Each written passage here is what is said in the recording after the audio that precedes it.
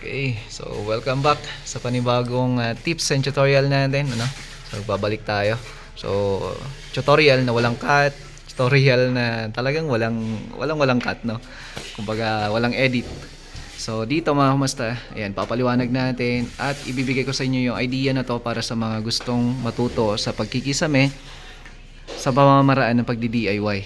So dito mga kumusta, no, hindi natin masasabi na masusunod natin kung ano yung nasa plano na kung saan kung bibigay tayo ng mga floor plan o kaya plano ng mga kisame mga kumusta ay naiiba siya. Kumbaga, may mga binago tayo, tsaka may mga pinamadali tayong mga trabaho, pamamaraan na kung saan epektibo sa lahat.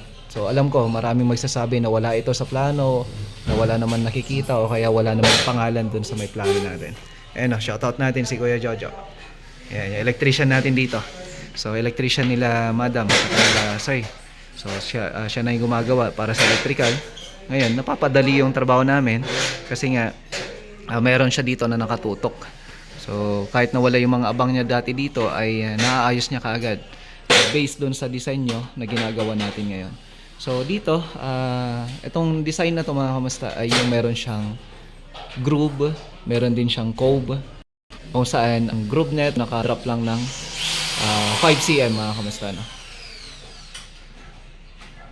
So ngayon, yung paraan na to mga kamusta, yung pagkikisame natin na to ay isang idea na makakagawa tayo ng isang disenyo na sigurado ako na magagandahan at magugustuhan po ng karamihan. So dito sa part na to mga kamusta, ipapakita natin yung magiging pamamaraan para dun sa may kalalabasan ng proyekto natin. So dito sa part na to, tingnan nyo to.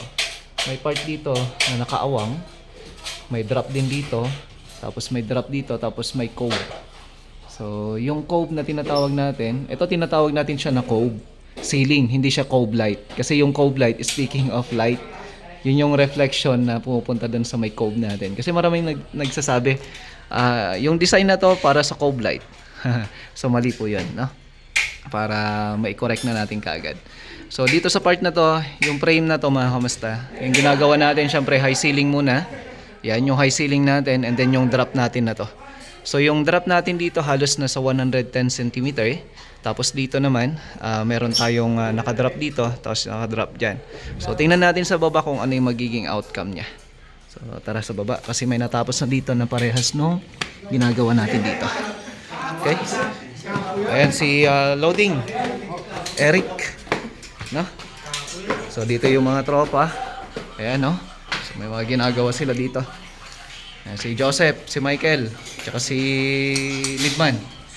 Ito, Lidman din natin to eh. So join force na sila. Tapos idala natin si Pogi. Then dito may gumagawa na rin. So ito yung magiging outcome niya. Tingnan natin dito sa part na to. Jericho, baba ka nga. Hindi, yumuko ka lang. Ayan. So ito yung magiging outcome nung ginagawa natin frame sa taas, mga kamusta, no? Pahinaan nyo nga muna yung music niya. So yung drop na napapansin nyo kanina, o kaya sinasabi ko, ayan po yung drop na yon, tapos dito, tapos nakaangat doon ng 5 cm. Yun po yun yung tumaas. Yun yung tinatawag natin na groove. And then pagdating dito, may cove na ho siya. So cove design. So ngayon, titingnan natin kung paano siya frame at kung paano siya ginawa. Tara, kiyatin natin dito sa part na to para mas maipaliwanag natin ng husto. So, yan. So dito sa part na to mga kamusta, yung mga ganitong uri ng disenyo, wala tayong sinusunod na sukat. Kung ano yung lapad ng room o kaya luwang ng room natin, ayun po ay inaayos na lang namin based dun sa may area niya. So hindi lamang po yung pagka nag-design ka ay isa na lang yung sukat ko. So paano kung maliit na lang yung magiging high ceiling natin. So dito, papakita natin yung sukat na ginawa natin base dito sa room na ginawa namin. So mamaya tingnan natin yung room na to kung gaano siya kaluwang. So dito sa part na to, ayan. Okay, nasa 26 cm kasi sabi ko nga walang sinusunod na sukat dito, no? And then dito naman ay nasa 26 cm din po ito. Hindi lamang po siya nakat. Okay? So 26 cm tapos dito naman ay 15 centimeter.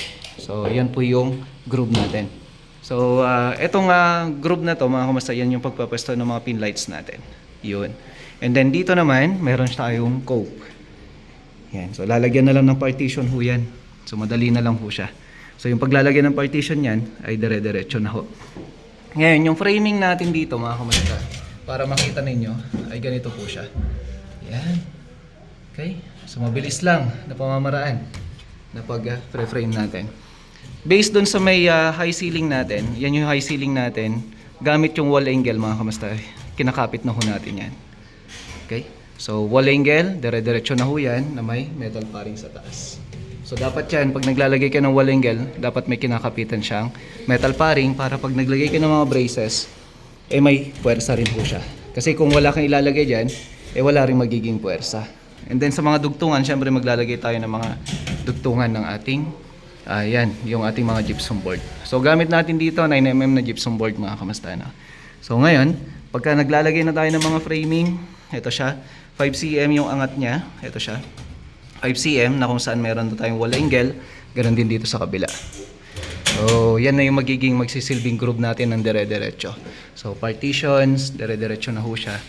Then dito sa part na to, pag naglagay ka na ng cove na ito, so yung cove na ito, ang drop niya, mga kamusta, tingnan natin. Yan. Halos 14cm lang to. Kasi bumaba siya ng 9mm, mga kamusta, no? Or 9mm. Okay? So, dire-diretso lang po ito. Habang ito ay nag-frame kasi tayo, sinasabay na natin ng latag at saka pagmamasilya. Kasi sabi ko nga kanina, mahirap magpatuyo ng masilya dito. Kaya dire-diretso na yung paggagawa namin. Kaya kung napapansin ninyo, hindi pa siya natatapos lahat, pero may mga masilya na tayo kung saan yan po ay binubuo na natin kaagad. Okay? So, yan yung pamamaraan natin ng ganitong disenyo, mga kamusta, no?